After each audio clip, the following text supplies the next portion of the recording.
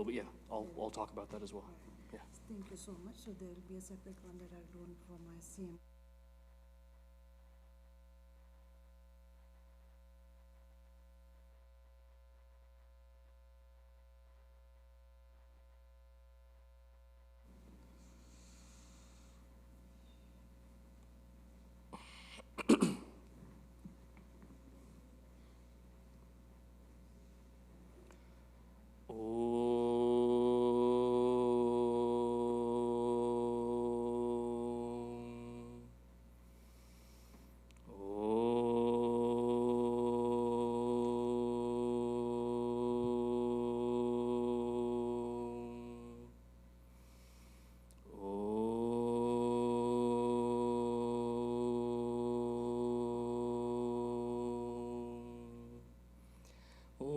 सहनाववतु सहनौ भुनक्तु सह वीर्यङ्करवावहै तेजस्विनावधीतमस्तु मा विद्विषावहै ॐ शान्तिः शान्तिः शान्तिः गुरुर्ब्रह्मा गुरुर्विष्णुः गुरुर्देवो महेश्वरः गुरुरेव परं ब्रह्मा तस्मै श्रीगुरवे नमः Tasmai Shri Gurave Namaha. When it comes to any sadhana, moksha sadhana that's taken up, the ultimate goal is to separate myself from this ahankara that I think I am and understand this knowledge of what my true identity is. Every single process point in that entire scheme is only for this result. Whether it's what's recommended by Bhagavan Sri Ramana Maharshi Ji in Upadeshasara, Pujanam Japas Chintanam Kramat. From that most tangible layer of worship of a deity, of my loving choosing, in order to cleanse any kind of mala and impurity in my mind, that is a physical process done to hone in all my sense organs in that pure worship of the Lord. Japa, a little more subtle, more difficult to rein in that concentration than puja, but the concentration is in repetition of that name of Bhagavan and having that still my mind and calm my thoughts. Graduating from there into chintana or dhyana, where there are no words as an alambana, support. It simply is that ardent meditative capacity on that deity of my choosing. All of this is to build concentration of mind. For what purpose? To engage in this kind of deeper thinking where I can delve and take a deep dive into understanding what is that true identity. For that, if there's a restlessness of mind that I have to accomplish this, have to do that, Karma Yoga is given as that first step in order to get that restlessness out. Once that mind has been calm, purified without those strong likes and dislikes, I can really get into vichara. That's what's been detailed in a text like Pancadashi. Now in this Sakshi Chaitanya Viveka, where I step away and understand my identity as the witness of everything that goes on, there are levels in that understanding. First stage is to be this mind, seat of emotions, understanding that what sways me one way or the other is my sense organs in contact with the world of objects around me. From that layer, I can graduate to witnessing from the standpoint of the intellect, observing how these sense organs play on my mind, play on its emotions, and sway any kind of decision-making capability that I have. Ultimately, going to this layer of witnesshood, where I no longer see it as I am this jiva and there is this jagat that is my playground. Anything beyond or outside of this witness, anything this witness can illumine is not my identity because there is movement there. And so when we come to the 18th shloka today, we start off with a beautiful metaphor that's given. Grahantargata svalpaha Gavakshaadapato chalaha tatra haste nartyamane nrityati vatapo yatha. Imagine there's a streak of sunlight coming into a room. When you have your blinds open just so, 45-degree angle, 3 o'clock in the afternoon, you'll have these streaks of sunlight that come. If you were to put your hand up there, and you can move your hand against this light, it looks like the light is dancing. Same thing happens when you have a fan with a light bulb there and the fan goes around, like this one right here. It looks like that tube light is dancing, from my perspective. We know essentially nothing is happening to this light at all. It's actually whatever conditioning there is that's giving it the appearance of movement. So what's the question that arises from looking at this type of metaphor? Can awareness itself ever be disturbed, or does disturbance only belong to the mind? Now this piggybacks off of the idea we were looking at yesterday. One of the sadhanas is, at least when I internally verbalize things for myself, what am I attributing to this I? What am I attributing to my inner instrument, mind and intellect? I say, I am happy, I am sad. That's lakshanas of the mind. How can that be that ultimate I? I am thin, I am fat, I am short, I am dark, I am fair. That's even at a more tangible level. That has to do with the body. What does that have to do with this ultimate I? Similarly, when it comes to any disturbance then, where does that disturbance actually occur? Now, throughout this text, we've looked at words and we've given definitions. Let's do it the other way around this time. I'll give you the definition, you tell me the word. A disturbance in the inner instrument. That's the definition. A disturbance in the inner instrument. What's the word? Mind makes up that inner instrument. Intellect, mind, that's all. We can take that as inner instrument. That's too, ABC options are too specific then. That's giving too much away. After that, you'll say, I want to ask the audience, I want to phone a friend, all of this as well. Computer G won't do that here. A disturbance in the inner instrument is a thought. The word disturbance has a negative connotation for us. We want to see it as something bad. You look at a placid lake. In the morning especially, you can see it like a clear mirror. There's no disturbance in there at all.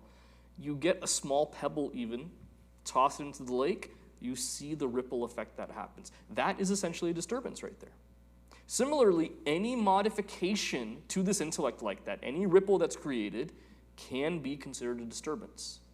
This definition comes in Pujya Gurudev's Holy Gita commentary, where he's talking about connotation of words and definition of thoughts, objects, emotions, all of this. This is one of the definitions he gives for a thought. So, awareness itself, meaning that illumination, just like that light that's being guided into a room, that can never be disturbed. There is no oscillation. There is no wavering. There is no modification of this awareness. Awareness simply is. Even when I do not recognize it, that existence is the substratum of everything. We're on the topic of words, so let's go deeper into this. There's an idea that comes up in chapter 6 of Pancadashi, in this same vast text. What does Vidyaranya Swamiji say there?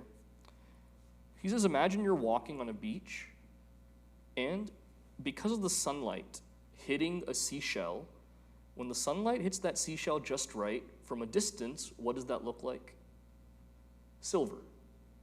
It looks like shimmering silver. Especially you move your head this way and that way, it looks like different angles of shimmering, so you run up to it right there. As you're running up to it, counting your blessings and seeing what riches await you, you say to yourself, this is silver. Simple sentence. This is silver. This being that object you're looking at right there, silver being what you're attributing it to, what you think it is. Where is the chance to show that there's existence anywhere here? That word is. Bill Clinton famously said, it depends on what your definition of is, right? But is in this situation right here, that is simply refers to existence. That isness, does that belong to the this? Does it belong to the silver? When you say this is silver, is that is going with the this part, or is the is going with the silver part? I can make the argument it goes for both, can't I? If I say this is silver, you're saying what is silver? I say this. Then I say this is silver. You ask me what is this? And I say the silver thing is this. Therefore, it goes with both. Meaning it is that substratum supporting both contexts. Isness is that existence principle. Even in our wording, we say there's an existence principle right there. Grammatically, for it to make sense, that existence substratum must be there. Meaning, we are recognizing awareness in every single moment. Later on in this text, one question that comes up later today is, why is it that I cannot recognize this self even though it's my identity? That's a question that comes up. We'll answer that when we get to that point. But this example clearly shows us what? This is explained in this 19th shloka now. Nijasthan isthita sakshi bahirantargamagamo akurvan buddhi chanchalyat karoti vatatha tatha. Buddhi chanchalyat. That oscillation, that movement, that restlessness of this inner instrument of the mind and intellect, is that actually going anywhere? Where does my mind go in that chanchalya? My mind can go anywhere in its own restlessness. It can go to a memory of something in the past with either a fondness for that memory or deep regret of what happened. It can go to the future in terms of excitement about something that is to come or great anxiety for what's to happen in the future. The mind can go anywhere. In the dream state, it can go into this path of absolute deluded nonsensicalness where nothing seems to make sense. It can go to great places of clarity, philosophizing on things that have never even been touched by the human mind. So many have gone there as well in the depths of meditation. This mind then is an amazing tool. But there's one limitation that it has in terms of this context right here. The question to ask about this shloka, where it comes to is this mind really fixed or not, where does it go, what is actually changing, is experience the same thing as identity? Is experience the same thing as identity? In every facet of daily living, experience does equal identity. Because you go say, what is your identity? What are you as a person? So I can say, I am a Hindu, Indian, American, early 30s, cisgendered, straight male. I can go through all of this. My entire pravara I can give like this of what I am. That has experience in there in all these different places, which is an identity. You ask someone you meet at a dinner party for the first time, what do you do? Their occupation becomes their identity. And when they say they're a lawyer, you start and you look at them a certain way and say, oh yeah. Someone once told me they headed up a nonprofit organization. So they say a lot of people come to their organization to serve, some to, grow in their own business, things like this. He said there's certain professions when they join, my antennas go up because I know they won't be in our organization for a long time. One was a real estate agent. That was one. The other was a life insurance person. Why did he say that? They're there looking for clients, people that they want to pick off and use. Once they suck that whole community dry in that one nonprofit, they move somewhere else right there. So by some people's very experience of what their vocation is, there is an identity imprinted on them because of it. This Vedantic quest is the only one. No amount of experiencership affects what that true identity is. I can be the poorest man in the world that has never gained a penny in my life, never done anything of merit. My identity is that of Sat Chit Ananda.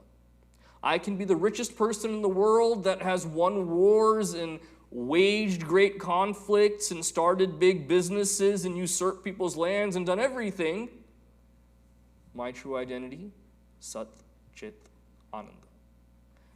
We are in this conditioning. The biggest conditioning and attachment we have to this ahankara is identity equals experiences. That's how an identity is formed.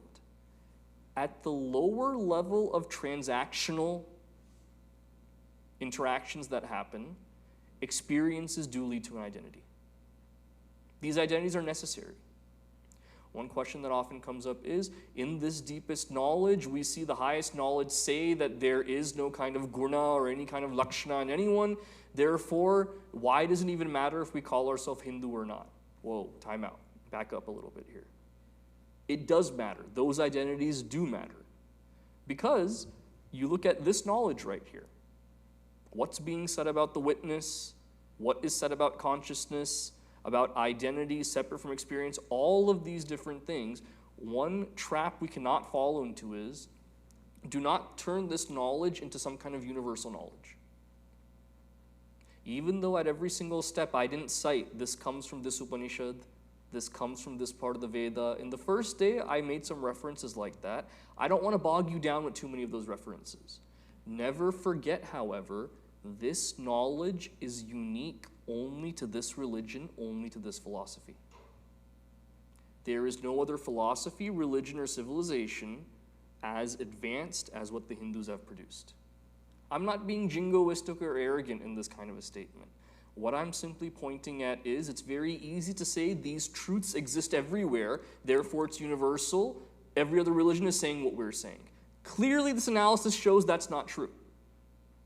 This is what the rishis came to in the deepest of their meditations. This is what our Purva Acharyas came to understand and comment upon. This is the knowledge we have with us now. This is completely unique to the Hindu domain. This is found nowhere else. In the language of the Shastra, we call this apurvata, specialty. In analyzing any kind of text, one of the first of the 6 limbs to look at is apurvata. What is special that we find in the Veda we do not find anywhere else? It is this deepest knowledge right here. With one of the tenets of that being, experience is not identity when it comes to that highest plane of consciousness. Now moving forward, what do we find? Na bahyo nantara sakshi buddhir desho hitavubhau buddhyadya shesha samshantau yatra bhatyasti tatra saha. A repetition of what we've seen before in a different context. The first line of the shloka says, this Sakshi Chaitanya, witness consciousness, can neither be called external nor internal. That's something that we saw. This idea of space is only with reference to the mind. Just as we call this the assembly hall and that the lobby, it's the same space. You and I are the ones that put up walls here and said these are separate spaces for ease of transaction. But essentially, it's one space. And when the mind becomes fully tranquil, the witness shines where it shines. When the mind is fully calm, wherever that mind shines, that Sakshi shines. What is meant by that here? You look at, if I were to ask you, how do you know your mind is functioning? Perhaps you couldn't find something, so your mom yelled at you and said, you've lost your mind. How do you prove to me that you have a mind at that point? Having thoughts that are there. Because I'm able to witness that there are thoughts that are changing. I can say, I have this mind. Everyone else around me is wrong. My inner instrument is functioning, is what I can say very clearly. Imagine this mind calms down completely. Or what does it mean to even have a calm mind? It's not just lack of thoughts. Lack of thoughts can be accomplished in any kind of way, being in a drug haze. This is a question Gurudev got when he went to California in the 60s. They said everything you talk about the heights of meditation and not having a thought and everything, we can accomplish that with marijuana as well. What's so great about your philosophy? If you don't believe me, read Journey of a Master. It's clearly in there. And so his answer to them was, you are doing something to alter the chemistry of this mind, and therefore you're getting that state of thoughtlessness. I am talking about a natural calming of the mind to where what three things happen? The number of thoughts decreases. So the quantity of thoughts decreases. Quality of thoughts increases. No thoughts of vulgarity and self-pity and wallowing in that. None of these thoughts arise. The quality of thoughts increases. Third, there is a constant stream of thought I'm able to entertain. Thoughts are channelized in the right direction. So quantity of thoughts goes down, quality of thoughts goes up, and thoughts are channelized in a stream. Which one of these do I need to tackle first? Quantity, quality, or direction? If I am to tame this mind, 12th grade teachers know, quantity is the first one. You would say which one? Quality, okay. Just for fun, someone has to say direction of thoughts also. Let's put that one in there as well. That one feels left out. We have to say that one as well then. Direction, perfect. So that's the thing. Which one do we have to go for here? Now, when it comes to quality of thoughts, say, you ever played that game, Dance Dance Revolution? Where there'll be these different things flying at you, and through the dance, you have to touch all the things that come at you. It's one of those VR games. When that happens, on the easy level, there's fewer of those coming. As the game gets incrementally harder, there's more of them flying at you. You have to move around a lot more. Similarly, if this stream of thought that I have is like a gushing water that's coming in, there's no dam to stop it. Having to purify that water is nearly impossible. People throwing their trash in there, there's soda cups and everything flying through it, the fish are getting caught in it. You've seen this before, all of that happen. Unless you have a dam that stops that water and it goes to a small trickle, purifying it is nearly impossible to do. Which is why when someone approaches that seat of meditation, saying whether I want to take Bhagavan's name or deeper into that dhyana, simply trying to have divine thoughts, every other useless thought comes in at that time. Quantity then is that first thing to tackle and to bring down.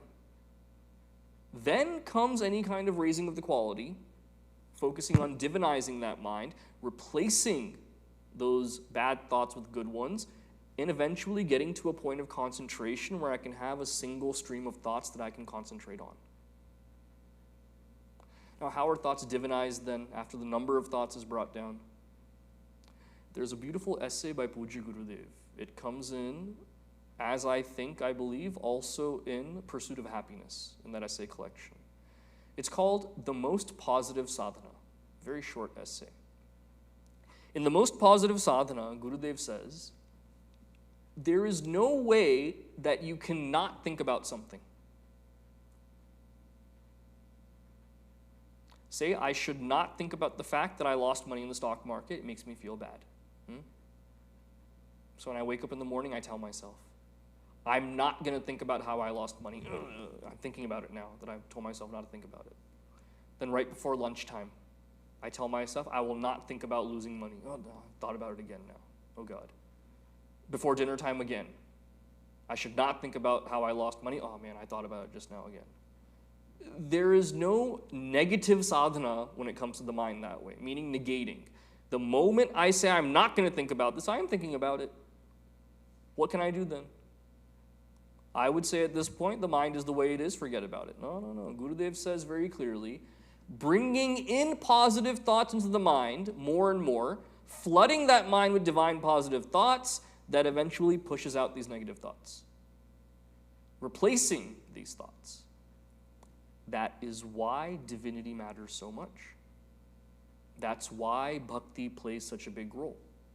If working and putting my hands where my mind is what decreases number of thoughts, karma yoga, bhakti yoga is that entity, raises, divinizes, sattvicizes, increases the quality of my thoughts. Then comes this jnana yoga, this understanding of these deepest truths, so that I can entertain one stream of thought without getting distracted here and there, and through that concentration, repeatedly tell myself to correct these erroneous notions that I have harbored. What's the erroneous notion in this situation right here? That notion that because this body and mind are constantly changing, I am those changes. What I have to keep telling myself is I am that witness, separate from any of these ongoing changes that are there. So in this shloka, when we say the mind becoming fully tranquil, that is where the witness shines. That means for me to have any kind of drishti, meaning attention paid towards this witness, this mind must be optimized by lowering the number of thoughts, raising the quality of thoughts, a constant direction that it's headed in. That is the only way. So the stillness is what lets me capitalize on recognizing this awareness in the first place. After our brahmachari training course, we went to Rishikesh for about 3 weeks. And it's quiet there. That's the best part. No matter what part of the city you're in, even in the local shops areas or as you're walking along the ghats, if you're quiet enough, you hear that constant flow of Gangaji. We could be in the Uttarkashi ashram even when we were just hanging out there, in Uttarkashi when we went there. In Tapoonji Maharaj's ashram, we stayed there for a week. Even then, when the conversation stops, morning, noon, night, whatever time it is, you hear that constant flow of Gangaji everywhere. It's a beautiful sound. Like that, when this mind is calmed down, I can recognize there is this witness seeing everything else. That is the only way to quiet down. Or else trying to pinpoint it, I won't say it's finding a needle in a haystack, it's finding hay in a needle stack is what I'm ending up doing. Getting cut everywhere. Calming of this mind is the only way to recognize that. Now this takes us to the 21st shloka right here. Again, having to deal with this idea of space. This makes a return in a different context right here. Desha kopo na bhaseta yadi tarhyastva desha bhak sarva desha prakal pratyaiva sarvagatvam natu svataha. When all the mental operations cease, minimal amounts of thoughts, only those that are channelized, it is said there is no space at that point. Meaning what is perceived is not a duality that I'm seeing as much. Beyond that point of seeing causes and effects and everything, that oneness has really set in. That is the point to come to. Where the reason why we say this witness is all-pervasive, it's not saying it's going out everywhere and it's completely vast. It's that those entities that go out everywhere, this illumines even those entities. It's a subtle point here. Because we say all-pervasiveness, meaning if I were to, pump some perfume, and I say raise your hand when you start to smell it. After a while, because of diffusion, right, in the atmosphere, diffusion, it goes out right there. You start to smell it after a certain point. We say it's very pervasive, some sense more than others. Elements have their own pervasiveness like that. Earth is not a pervasive element. I can throw a clump of dirt at you, that's how it becomes pervasive that way. Air, on the other hand, much more freely pervasive in the way it spreads. Space, the most pervasive, because it's everywhere. That is our current idea of pervasiveness. Now, because words don't do justice to what this knowledge is, we have to use them the best that we can. So we say this witness is all-pervading. It's easy for me to think, okay, just like space is all-pervading and everywhere, this witness must be everywhere. If this witness were technically everywhere, that means there's a location to it. And if something is within the bounds of desha, kala, time and space, that means it's unreal at the end of the day. So here it's resolving even these kinds of objections that come up. It's not pervading in a physical sense. The pervasiveness of this witnesshood is it illumines those entities that are so pervasive. That's what makes it everywhere. That's our idea of pervasive verse right here. Which brings up the question then, is this idea of space, these elements, everything, isn't it simply just a creation of the mind? Me saying that something is far from me, something is close to me, that is a complete projection of my mind. Anything that is spatial is simply a projection of my mind. Think about it this way. Apollo 13. I don't know if they named it because it was 13, that's why it was so ill-fated, but they nearly died on their way up there and the way back there as well. They never went to the moon. Somehow they miraculously came back to Earth. If you see the movie, there's a scene there where they have to make it back to Earth. They only have one more jet that they can fire up. Whichever direction that jet fires in, for eternity, they go in that direction until the oxygen runs out. That's the way it works. So what does Houston Mission Control tell them? They say that front window that you have, make sure the Earth is in that window right there, and then you turn the jets on. At least you'll make it back to Earth. Now, from that standpoint, where they are in space, if the window is like this, and the Earth is right in the middle, they'll land in Cape Cod in Florida area, okay? If the window changes like this, just half a centimeter, they'll end up somewhere in Thailand or somewhere like that. From that perspective, because they're so far away from the Earth, a small change like that means there's that much difference. That's half a centimeter. Here it means nothing like that. Meaning, spatial recognition and all of these things, that is a construct of the mind.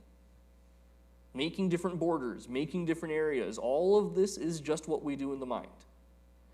The deeper meaning of the shloka right here is consciousness has no bheda associated with it. Bheda means any kind of difference. So me considering parts of the mind, this is inner, therefore it's in my mind. Everything outside is external. That's a construct that I'm making up right there.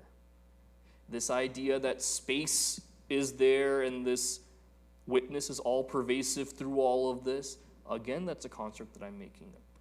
Anything with change, anything with divisions, that is simply a construct of the mind that has nothing to do with the witness. Just as me playing with my hand on that light doesn't do anything to that light, these changes do nothing to the witness as well. Going forward, another big question comes up in the next shloka. Similarly going on this idea of space. Antar bahirva sarvam va yam desham parikalpayet buddhistad deshaga sakshi tatha vastushu yojayet. Again, whatever space there is, internal, external, whatever the intellect imagines, it's all pervaded by that witness consciousness. Sure. Similarly, this witness consciousness is related to all other objects as well. Anything you can name, because you can name it with a form, is witnessed by this witness consciousness. It sees everything. Okay, Hadi, we've seen that. Okay, what's a deeper question to look at here? Why is it that this witness is present in every experience, yet it's never an object at any point? Look at every other set that we've seen of a witness that is present in any experience. The eye sees the objects of the world. The mind sees the eye. Intellect sees the mind. We've seen these different pairs. In each of these, every single one of these four entities is involved in that experience right there. Because my eye was involved there, the next time I see it, there's a memory of it in the mind. The mind made some kind of deliberation on what it saw and cognized it. Intellect made some kind of conclusion based on that deliberation. It's experiencing at every point. To see something is to experience. How else do I remember anything? To see something is to experience. Here, however, we're saying that witness does not go through any experience. It's not the object. Show me one thing in this world you can say it exists without making it an object. Objectifying in the sense that you can give some kind of saying, pointing at it, this is this thing, like this is silver. This is an entity. There's not one thing in the world you cannot do that to. Even an idea, you could say, this is an idea, conceptualizing it. This witnessing is the only thing you cannot point to and say, this is an object right here. Which is why it's so hard to understand, which is why, essentially, it's beyond my grasp of understanding. Which brings us to this next shloka right here. Yad yad rupaya adi kalpyeta buddhya tat tat prakashayan tasya tasya bhavet sakshi svato vag buddhya gocharaha. Tasya tasya bhavet sakshi. Tasya tasya. As it witnesses things, the self illuminates everything. However, svataha vag buddhya gocharaha. Itself svataha vag buddhya gocharaha. Whether it's vak, speech, buddhi, intellect, agocharaha, it's away from all of this. Outside of the grasp of any kinds of words, of any kind of intellection. If something is self-evident, needing nothing else to show that exists, we should be able to recognize it so clearly, shouldn't we? The sun is self-luminous. Show me one person that's never been able to point out the sun when it's in the sky. We should be knowing it so clearly. However, this self, which is self-evident, mind and speech can never even go and touch it. How do you know it's really there? If we're saying something is your purest experience, you experience it at all times, this identity. I experience myself as Hari Chaitanya with this intellect, this mind, and this body. You're telling me the experiences of something else. How do I even know that's valid right there? Is this all a fool's mission that we're on right now? Believing in some entity that's real at least, even if it's false, hey, look, some name and form is there, at least I can go after that. Here you're telling me to go after something that there is no even proof of.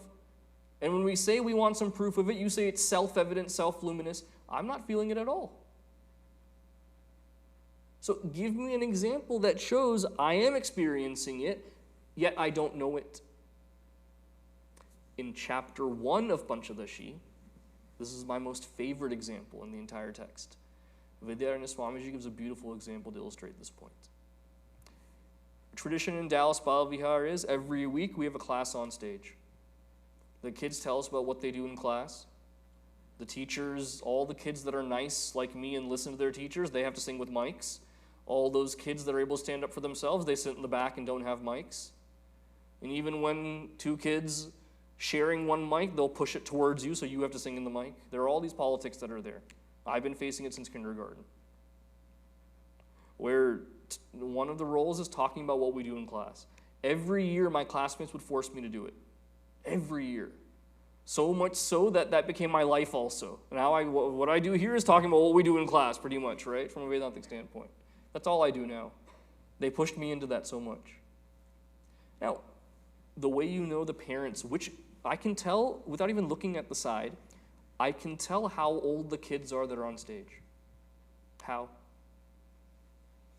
If the parents out there have cameras and tripods and phones and everything like that, that means it's below 3rd grade or below. Okay? If it's middle school age, those parents that never usually come, they're there at that time. Recognizing them, no camera and all that stuff, they're beyond all of that. Gunatita, beyond those gunas of cameras and all this, but they're there at least. How do you know it's a high school class? The hall is almost empty at that time. There's no parents, nothing that come. Ex-teachers are there filming. The teachers are there saying, oh, we're on class this week. Those kinds of things happen with high school. That's how you know. Now they sing a bhajan. Every now and then, all the students that are singing are in tune. Our male students are like Bollywood heroes, okay? There's only lip syncing going on. A playback singer sings for them. That's how it is. Female students, they sing. They put an effort right there. Now, some classes, everyone sings. That happens every now and then. As a parent, you're sitting in the audience, and if I were to ask you, in that full chorus of all the kids singing, do you hear your child's voice? What do you say? You say, no, I don't. Now let's technically look at this. Technically speaking, the sound waves from your child's voice, are they hitting your ears? Yes. You are hearing your child's voice. Can you distinctly hear your child's voice, however? No. This experience of the self is the same way. That existence principle, consciousness, chit, ananda, that I feel. I'm definitely feeling it. That is my identity. That is what is supporting me. Can I distinctively say this is what that is? I cannot pinpoint it, however. What a beautiful example. The beauty of what our Guru Parampara has been able to do is, given that all of this is Vak, Buddhi, Agochara, beyond intellection, beyond any words, they've still found the right words to point at what this truth is. Which is why definitions matter so much. In all of this study, I pointed at every day, I've said it a different way. Definitions matter so much. Because if our understanding is just vague of what this witness is, oh yeah, it sees everything, it pervades everything. What does that actually mean? Because one other disadvantage we find ourselves in is, because you and I are not so familiar with the Sanskritam language, we have to use English words within our Sanatana Dharma context. Which is why Swami Sarveshananji was so firm saying that we should not use the word soul when we refer to something like Atman. Atma is that substratum which is a witness to all three bodies, which is a witness to all three states of existence, which is a witness to the Panchakoshas, all of this. That's a true definition right there. When we say the word soul, drenched in its Abrahamic connotation, that's a completely different thing. Leads to confusion as well. Terms that we have, like if we say Svarga Naraka, what do you translate Svarga Naraka into? Heaven and hell. In the Abrahamic concept, where these words find their genesis, heaven is a permanent abode, hell is a permanent damnation. Our ideas of our 14 worlds and different kinds of Naraka and Svarga, these are not permanent abodes at all. You are still a jiva in these places. These are nuances that fall away when our understanding of definitions is flimsy. Furthermore, we attribute English words on top of that. Our understanding flaws at that point. Which is why I admire several religions. In Islam, they don't use these English connotations at all. Jannat is Jannat. We won't say it's heaven. We'll define what Jannat is very clearly. That's how these ideas stay intractable. They don't get modified over time because they're so precise about what they mean. That's needed if we want to keep this philosophy going the right way. One more question that comes up now. In every kind of knowledge that is ascertained, there is a triad. There is the knower, there is the known, the knowledge that is there. There is the knowing, that transfer and process that happens. As an experiencer, it's the same thing. Experiencer, experience, that whole scenario happening. What is experienced? That's also their triad. How is that addressed right here? Katham tan dranmaya grahyam iti chenmaiva grahyatam sarvagrahopasam shantau swayamevavashishyate. If we are to say, how can I grasp this knowledge of the self? Any kind of knowledge you have, the sciences, mathematics, history, there is that grasping point that happens where you say, I understand this. I've gotten it now. I get this. Knowing of this self, however, there is no grasping like that. What is essentially that grasping, dharana of knowledge? It is where I say, I am the knower, this is what is to be known, the knowing has happened. Fulfillment of that triad is knowing that knowledge. Here, knowledge of this self, which is that supreme substratum, knowing that knowledge, what's the ramification of that?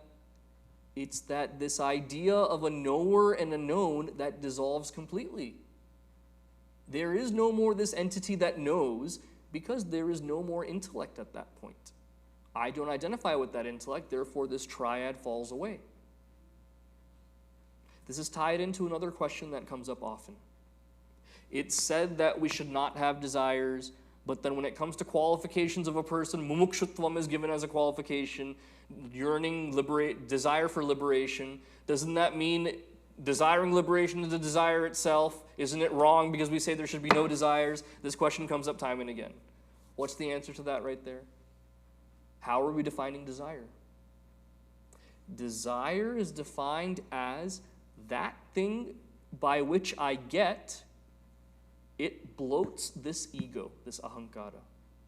It does something to bloat this body, something to bloat this mind, something to bloat this intellect. This knowledge of my true self, cutting away this ahankara, where is the question of bloating that BMI?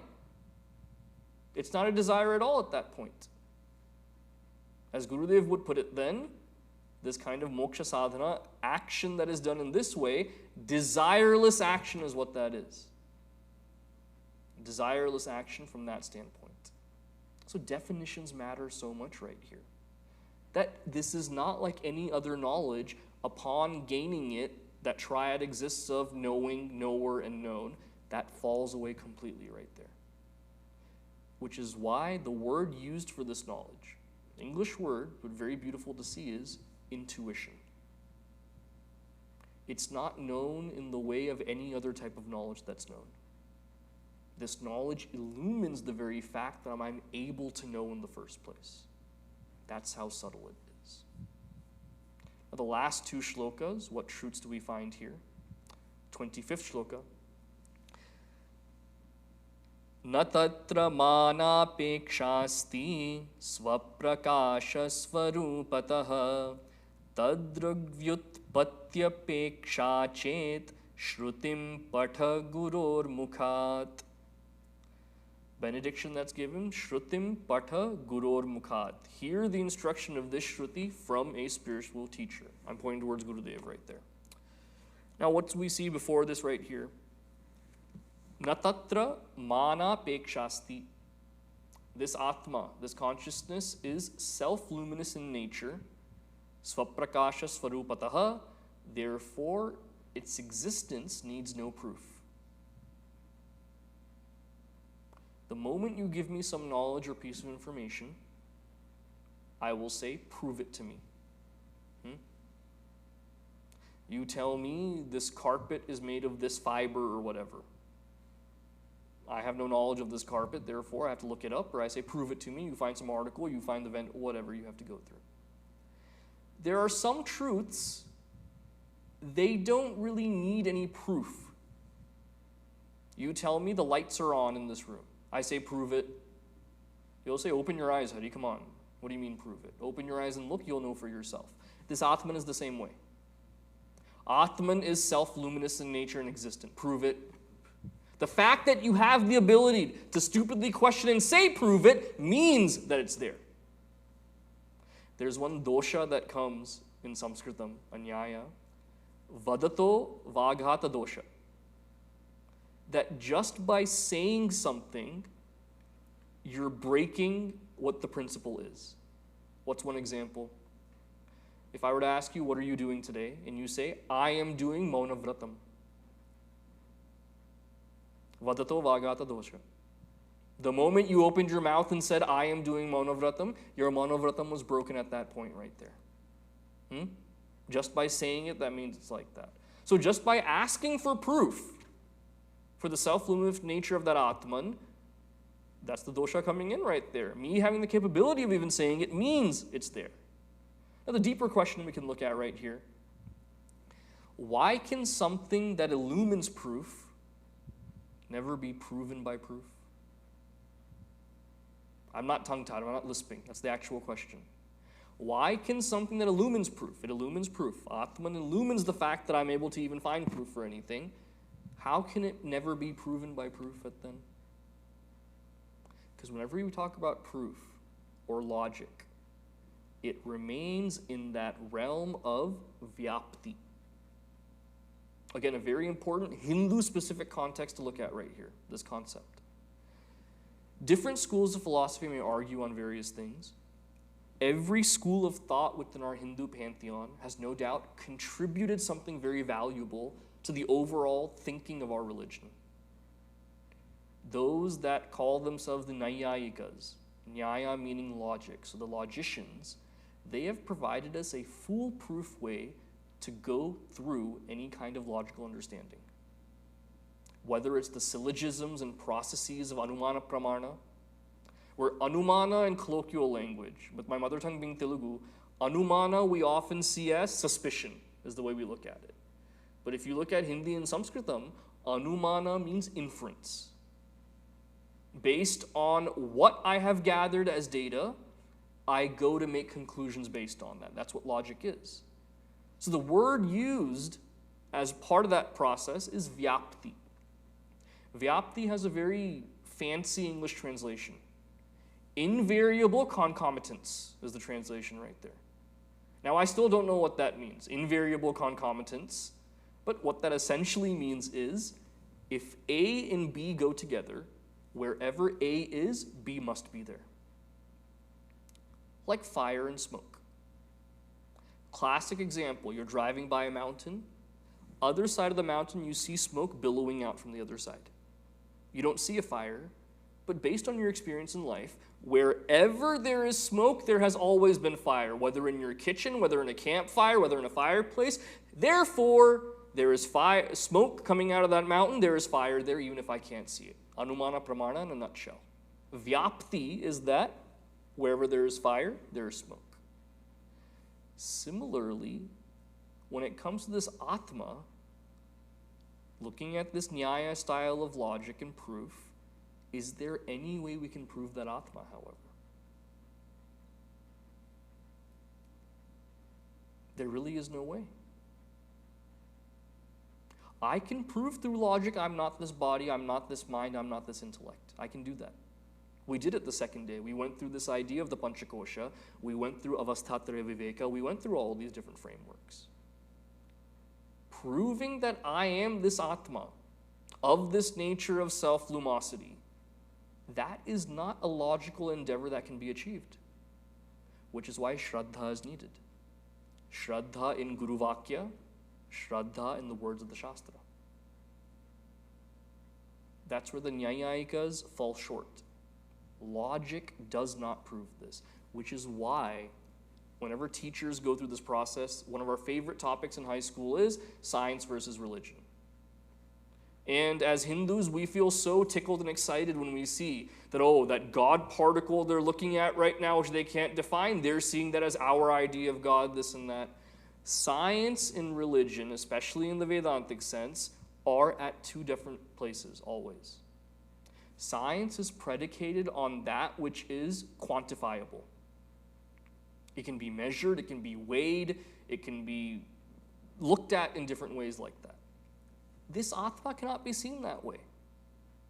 No matter how much science so-called progresses, there is no way it touches this knowledge of what the substratum is. It's impossible.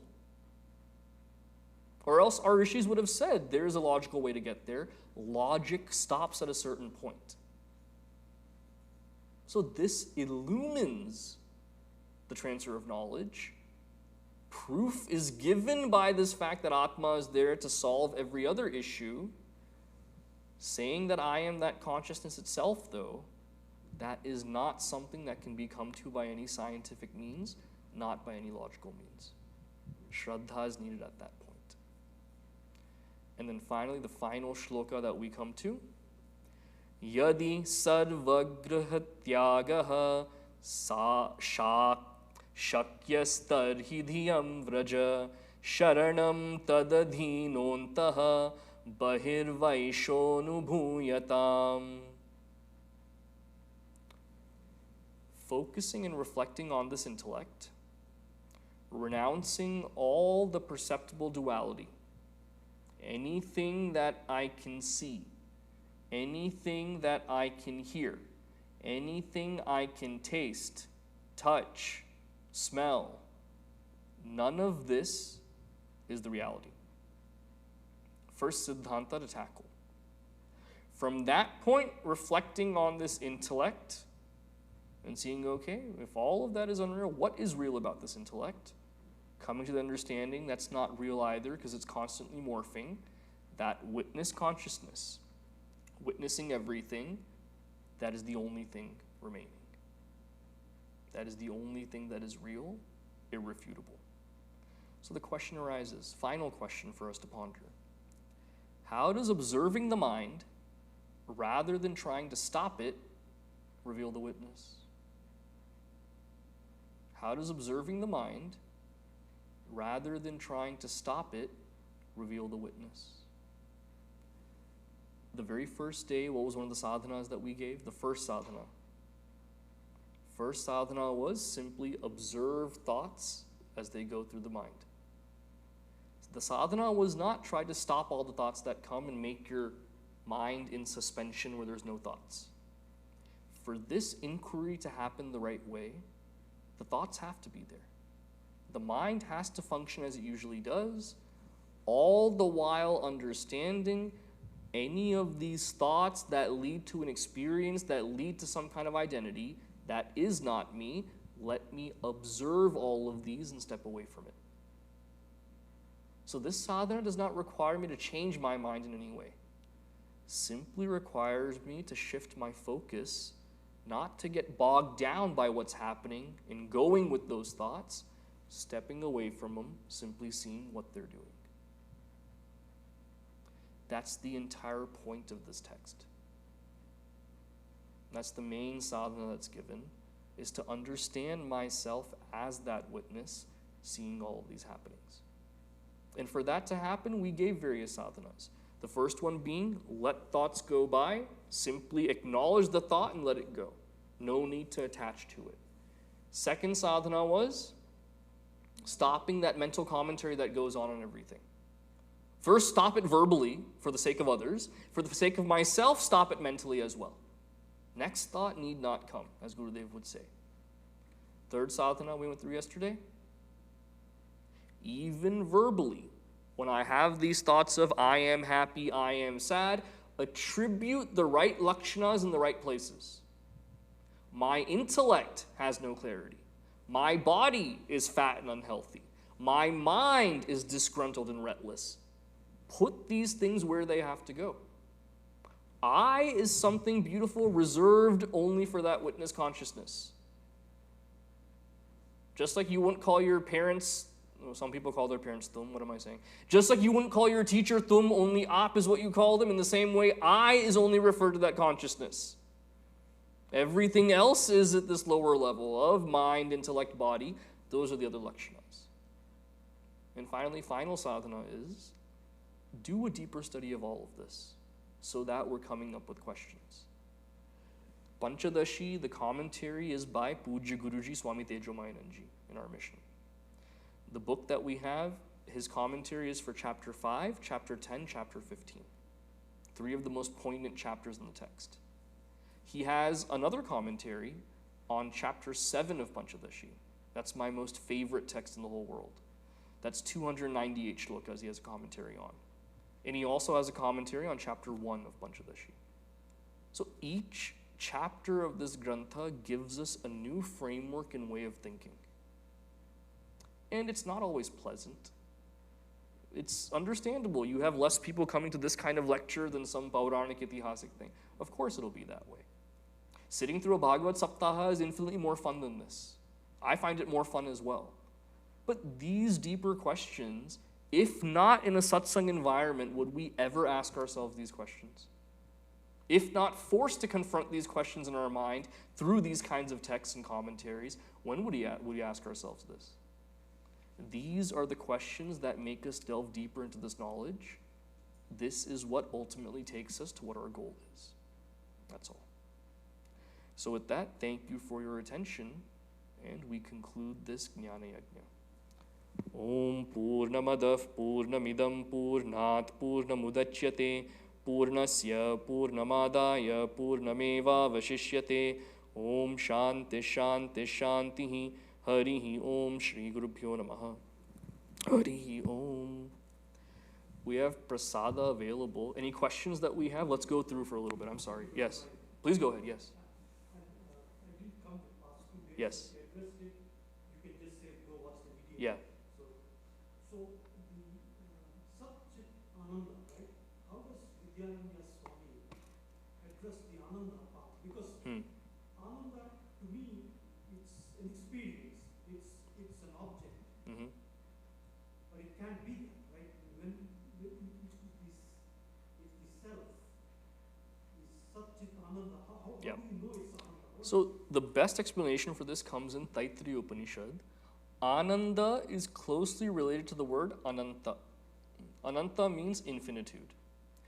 Finitude is when there is an end to anything. So finitude is the antithesis of ananda. This ananda is that which has no end to it, it's unlimited. When I understand my own identity to be this is my date of birth, because I have a date of birth, unfortunately, I have a date of death as well. That's a given. That is a finitude that is there. There's also finitude of diminishing returns. The first chocolate I eat on Halloween night is a tasty one. 10th one is also feeling good. 20th one makes me throw up. Diminishing returns are also there. I have to find what is that one happiness, never diminishes, never has any finitude associated with it. In this physical plane with this body, mind, intellect, it is impossible to find. There is nothing like that. The infinitude and why it's called Ananda is understanding my identity as something that never comes to an end, that is the substratum of everything. That is a bliss that cannot be compared to any of these kinds of happinesses. So in Vivekachudamani, beautiful phrase Shankaracharya uses, this kind of happiness I feel in the world, chumba matra, it's a small kiss of that highest happiness, what trickles down to Anandamaya Kosha. Now, funny you bring up what Vidyaranya Swamiji says on this. 15th chapter of this Panchadashi is a beautiful one. Brahmanande Vishayanandaha is the name of that chapter. Meaning, to understand what that Brahmananda is, looking at the joy I get from objects of the world, giving a gradation right there, understanding that fully, and seeing the highest amount of happiness I can get from the world of objects is a fraction of what that Ananda is right there. It's explained really beautifully. Maybe that's the next Jnana I'll take on that 15th chapter. That's also, every chapter in this text is just next level amazing. Any other questions? Yes.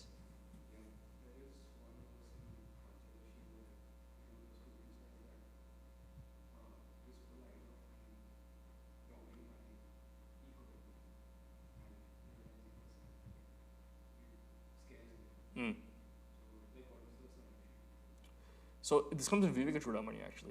It's a shloka that dropping this, because he's gone through the various stages of the Panchakosha. Guru has told him, you think you're this body, you are not. Pranas, you are not. Mind, you are not. Intellect, you are not.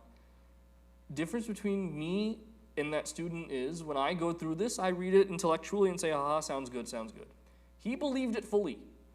To the point where he said, anything that makes my identity is purely based on experiencership. I'm not any of these things. There's nothing but darkness at this point. I'm in limbo. There's nothing I can hold on to. Then the Guru says not to worry. Then he introduces the concept of this Atma is there, that is what you are. So when the student asks that question, without this ego, I'm rudderless, there's nothing, the whole point is that.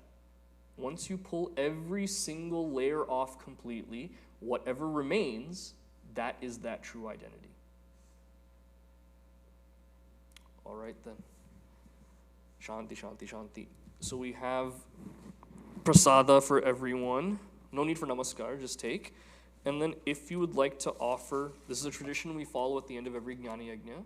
If you would like to offer any Guru Dakshina, we have envelopes available for you as well. Thank you so much.